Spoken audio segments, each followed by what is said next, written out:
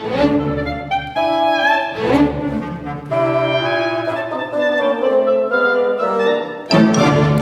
toute franchise, c'est l'invité politique de Christophe Barbier. Bonjour Christophe. Bonjour Léa. Et ce matin, Christophe, vous recevez Jean-Christophe Cambadélis. Jean-Christophe Cambadélis, ancien premier secrétaire du Parti Socialiste. Bonjour. Bonjour. Merci d'être là. Hier, Emmanuel Macron a annoncé une filière nouvelle pour aider les jeunes des quartiers défavorisés, les jeunes en difficulté, à trouver leur place, et notamment leur place dans la fonction publique. 1000 places supplémentaires en classe préparatoire talent, 4 000 € d'allocation pour aider ces jeunes à accéder au concours de la fonction publique. Est-ce que ces mesures pour l'égalité des chances, c'est suffisant? Est-ce que c'est la bonne voie philosophique?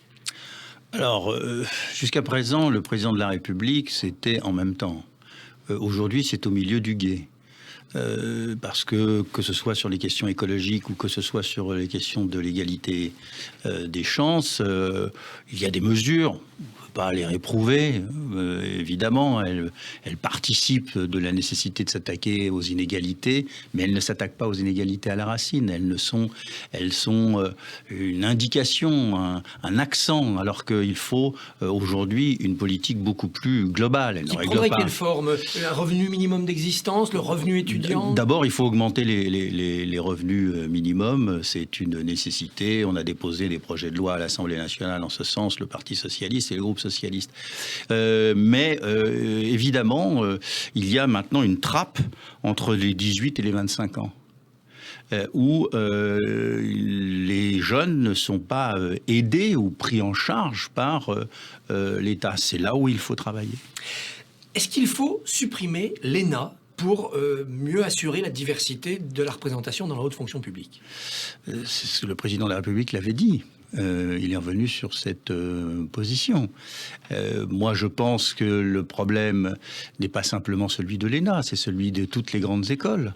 Elles sont fort nombreuses, elles coûtent extrêmement cher, et à côté de l'ENA, elles sélectionnent ou auto-reproduit une élite dans notre société. C'est là où les jeunes issus de la diversité ou tout simplement des quartiers ou des couches populaires n'arrivent pas à rentrer parce qu'ils n'ont pas les moyens pour pouvoir rentrer dans ces écoles. L'épidémie continue. Olivier Véran est en Moselle aujourd'hui, à la chasse aux variants, si j'ose dire. Alors, que faut-il faire? Est-ce qu'il faut reconfiner certains territoires, mais pas toute la France? Est-ce qu'il faut limiter les déplacements entre les départements? Vous savez, moi j'étais pour confiner, pour vacciner. Confiner, vacciner. Mais on s'aperçoit qu'on n'a pas les vaccins. Et je ne comprends pas pourquoi le gouvernement ne veut pas se confronter à ce problème-là. On n'a pas suffisamment de vaccins. Et ça veut dire quoi se confronter à ce problème? C'est-à-dire qu'il faudrait acheter, en plus des vaccins que l'Europe a achetés, acheter en sous-main au prix fort au nom de la France? Mais d'abord dire aux Français que nous sommes confrontés à une pénurie de vaccins. Et non pas dire aux Français, nous luttons là d'une manière efficace, nous sommes en capacité de faire face, nous repoussons le confinement. Non, voilà, là on passe suffisamment de vaccins pour vacciner les Français, ce qui permettrait de régler en grande partie la pandémie. Alors en attendant, il y a des mesures à prendre et vraisemblablement, le confinement local en est une. Est-ce qu'on a eu raison de confier à l'Europe, au nom de l'équité, l'achat, la négociation et la livraison des vaccins? Est-ce qu'on n'aurait pas dû prôner le chacun pour soi? Tant pis pour les Grecs et les Maltais, l'Allemagne et la France s'en seraient mieux sortis. C'est pas sûr qu'on s'en serait bien sorti. On s'en sort mieux avec l'Europe. Parce que si on n'est pas compétitif et financièrement et industriellement, nous l'avons vu avec Sanofi et Pasteur, avec les Allemands. Donc si c'était la loi de la jungle, je ne suis pas certain que la France aurait tiré son épingle du jeu. Elle a peut-être plus de vaccins aujourd'hui, même s'il en manque, pour pouvoir vacciner l'ensemble des Français. Et je ne pense pas qu'on puisse vacciner l'ensemble des Français, comme l'a dit le président de la République avant la fin du mois d'août. Ça va être pour lui, ce pronostic va être pour lui ce que fut l'inversion de la courbe du chômage pour François Hollande. Est-ce que vous approuvez, comme homme de gauche, l'aspect économique de la politique menée actuellement contre la pandémie, c'est-à-dire le quoi qu'il en coûte, le plan de relance et la dette? Tout à fait.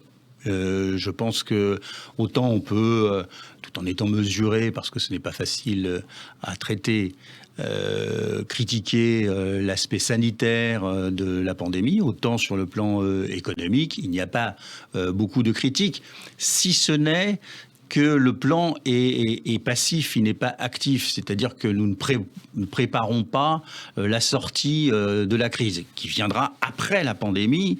Et donc, on est là à essayer de soigner la difficulté économique. Mais bon, il n'y a pas de critique majeure à effectuer. Les positions sur la dette sont claires. Une partie des souverainistes disent qu'il faut annuler la dette, c'est la position de la France insoumise. La droite, classiquement, dit non, il faudra rembourser la dette, on peut discuter des modalités. Le socialisme, la social-démocratie porte quel discours? Il faudra augmenter les impôts pour rembourser la dette? Non, il faudra la cantonner et la rembourser dans le temps. C'est-à-dire que il faut la rembourser. C'est pas possible de dire, comme disent les populistes, qu'en fin de compte, les riches payeront ou l'Europe payera.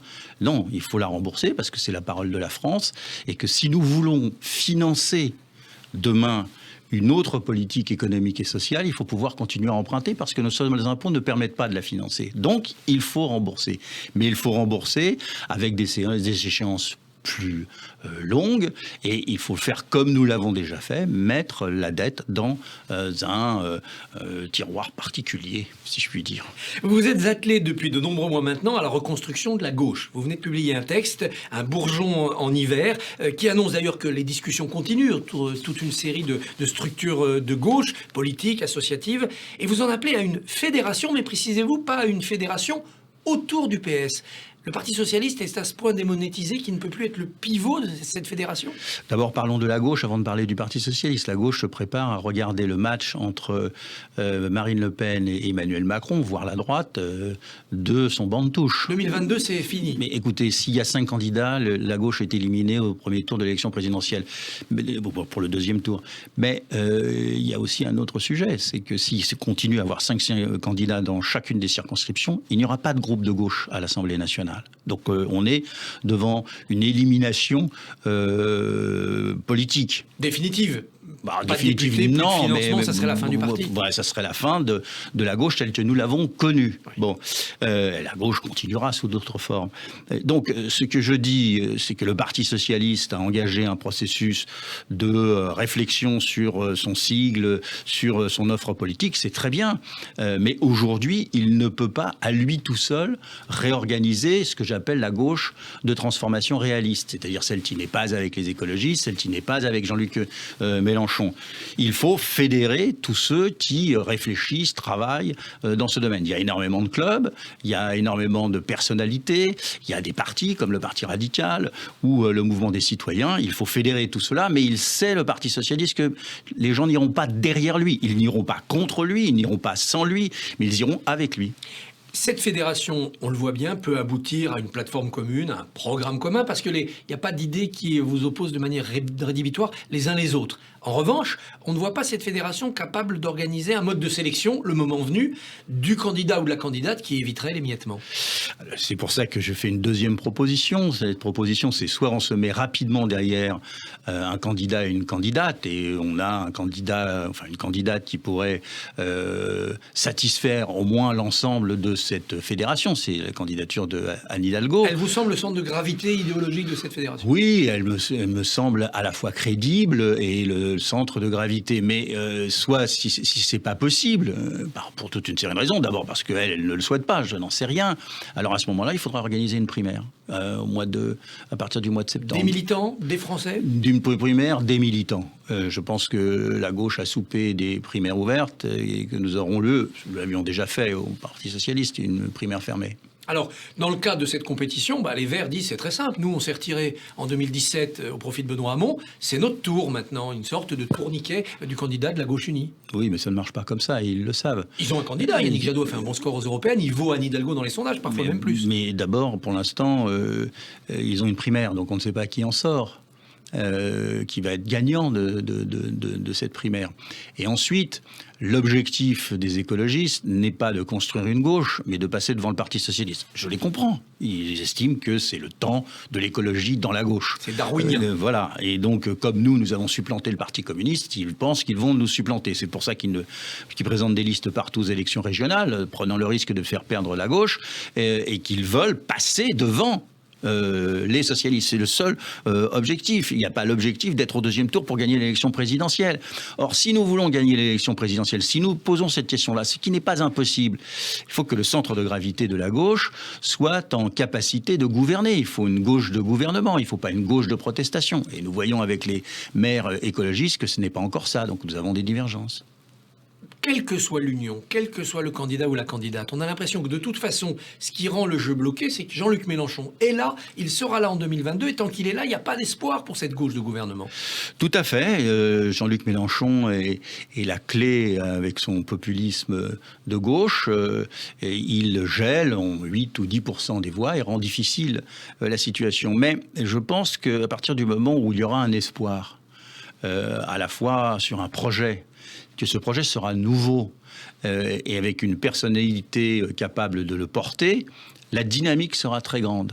Et l'électorat de gauche se dira peut-être qu'on peut porter une personnalité qui n'est pas Jean-Luc Mélenchon, mais qui est suffisamment de gauche, au deuxième tour de l'élection présidentielle. Est-ce que Jean-Luc Mélenchon a raison? Est-ce qu'il commet une erreur en se dressant en protecteur des musulmans victimes d'islamophobie? Est-ce qu'il est en train de travailler pour la gauche, à ramener vers la gauche ce nouveau prolétariat que serait la communauté immigrée musulmane? Ce que je reproche à Jean-Luc Mélenchon, ce n'est pas d'être antiraciste. C'est de ne pas voir que dans la communauté, il y a des cristallisations plus qu'islamophiles. Il y a des cristallisations islamistes qui veulent mettre la foi au-dessus de la République. Or, il me semblait que Jean-Luc Mélenchon était un laïc et un républicain, et c'est même toute son histoire. Mais qu'est-ce qui peut justifier ce changement chez lui? L'envie de gagner, les sondages?